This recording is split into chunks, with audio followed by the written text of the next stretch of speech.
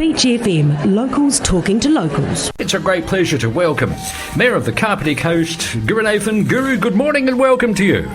Good morning, John. Good morning to the listeners. Lovely to talk to you. So, gosh, you've been out and about a fair bit recently. In fact, you're out and about right now, but I understand you were on a garden tour over the weekend. Oh, it was fascinating. Claire and I went on the Tihoro Rural Garden Tour. 13 gardens, private gardens, Yes. opened up for a fundraising scheme. The tickets are $20 each, and the funds were for earthquake strengthening of the local Tihoro Hall. Yes. So we were talking to one of the organisers of that, and they're talking about sort of like something like $100,000 potentially to do that work for something which is very important to that community, literally a hub of the community. The hall there has come to council attention over a number of years. I remember even as a reporter at The Observer, there have been requests for funds to help with either the building side or the ground. And also, I think the place is used as the Civil Emergency Center. There was some discussion earlier, this year, in terms of because it's independently run. Yes, it's independently owned as well, isn't it? It's not council owned. So if greater funding from council may require some ownership. Some council ownership. There was one of the proposals put forward by yes. We had a previous council discussion by one of the councillors. And have you got a position on that? Do you think the council should have a slice of the hall in order to make sure it is still viable and still performs that job in the community? Well, you can't have a civil emergency centre when the building itself couldn't collapse in the event of an earthquake. Indeed. And therefore, if you want to continue using it as that, which is for the common good, there needs to be some common funding for it. Indeed. Well, we'll await that with some interest. But I diverted you from the garden tour, which I'm told was wonderful. Marvelous. Yeah, and we've gone on the Lions Gardens tour of Waikanai. The rural gardens are something different. 3 areas impressed me. 2 of the gardens were part of a Totra remnant forest, and the gardens were integrated into it. It's just absolutely stunning. Yes. And another one was in Tihoro beachside area, amidst the rolling sand dunes, the ponds, the ponded areas, and we were serenaded by dozens and dozens of frogs, I think. Oh, really? And we know they're endangered species. Oh, really? Goodness me. Yeah, the frogs are getting endangered. Well, that's actually quite an achievement because coastal gardening is always a little bit fraught, isn't it, with the difficult conditions, the salt and the wind, etc. So we stop our lounge at Tihoro Cafe, and lo and behold, the place was full of people holding tickets to the trail. Excellent. Well, that's the other side of this sort of thing, that it's a great boost to local businesses. Yes, so that's terrific. That was the garden tour. And also, we're having a chat to the regional councillor last week. Quite an extensive walk around Waikanai, and I understand that you were part of that as well. The Waikanai River Walk is an annual pilgrimage where it's a delight to meet a whole range of groups who are passionate about native restoration, particularly the river itself. Chris Turver was there distributing his leaflets.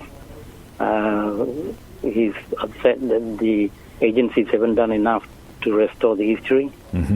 He's right, but at the same time, I disagree with his parallel position that people should be able to drive through the scientific estuary, scientific reserve, and to do their whitebaiting. So there's some kind of oxymoron position there. Indeed. But he is right. I mean, the area has been polluted, but that's historical development, urban development that's causing this to happen. So that's an important ecological exploration that you had there. But what impressed me was the number and the variety of people who were involved in that walk.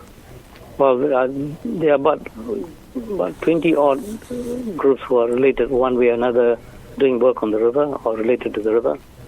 And of course, that river is important because that's the source of water supply for about 35,000 of our 53,000 residents on the Kapiti coast.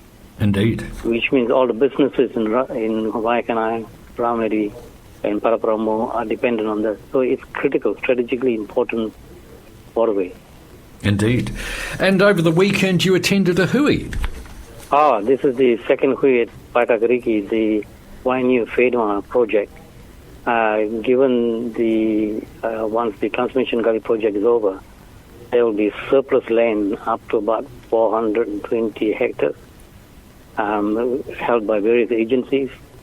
So the move is to, rather than them be made surplus and then end up in private hands, to put argument that there is continued public use for this land, for environmental protection, for social and economic development, and therefore and hazard management.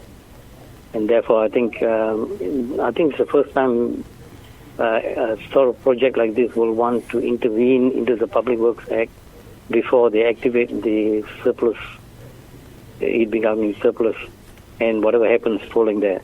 Excellent. This is the Wainui Whenua initiative, isn't it? That's right. And I think, I've been always talking about the local government New Zealand's localism project. This is a very fine example of locals putting their intellectual firepower and the volunteer hours into creating a fantastic potential outcome for the whole district, really. And I believe a former mayor of Kapiti and a current mayor of Kapiti were involved in this effort. Is that correct? Well, Jenny Rowan and myself, we co-chair this, just to show the partnership that's needed for this type of local projects with the support of council, because we will be dealing with government agencies and ministers, so they will need the mayor's office to be representing them.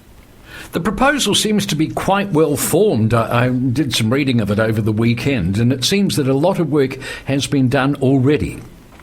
Tremendous amount of work has been done, and also I think it's cutting edge in terms of our legal ability to be participants in the surplus requirements of the Public Works Act. And some of the residents have had connections with the Victoria University and seconded, I think, 2 or 3 research students in that area.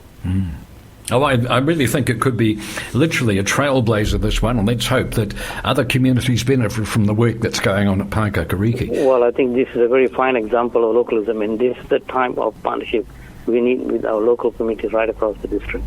Indeed. Before we go, we've got to congratulate Sophie Hanford yet again. An amazing achievement last week. Yes, isn't it? It is. We better tell people, I don't know if it's been announced on the radio before this, but the youngest of our councillors, Sophie Hanford, won the youth category in the Wellington Regional Awards, and also jointly won the Wellingtonian of the Year Supreme Award. Just amazing, isn't it? Awesome achievement. Absolutely amazing. She's going to be international, so we need to provide the support around her for us to take off and represent these global issues, really, right across not only the country but overseas. Yes, well, but as they say, think globally but act locally, and I've got a feeling she's going to be holding your feet to the fire, sir, in terms of commitments made by the previous council with carbon neutrality, closer and closer. Carbon neutrality and the climate change one. Indeed, yeah. Indeed. So this is a wonderful thing to congratulate Sophie on. I must say I've had some dealings with her over the years, and she's an outstanding young person. Yeah. And in the circles that I move in, Guru, you're aware of them, I work in some of the older people's circles. Often there's mutterings about young people not coming to much and mutter, that sort of thing. There's some outstanding young people around. But I think one of the areas that I've been talking about is actually increasing the interface between our young people, especially those who are active in this climate change area, with some of our older people. Yeah. I'm in. I think there's a lot to exchange there. There sure is. Guru, thank you very much for joining us. I realise you're at a meeting and we appreciate the time you spend with us here on Beach FM. Thank you. Always a pleasure. Thank you. 106.3 Beach FM.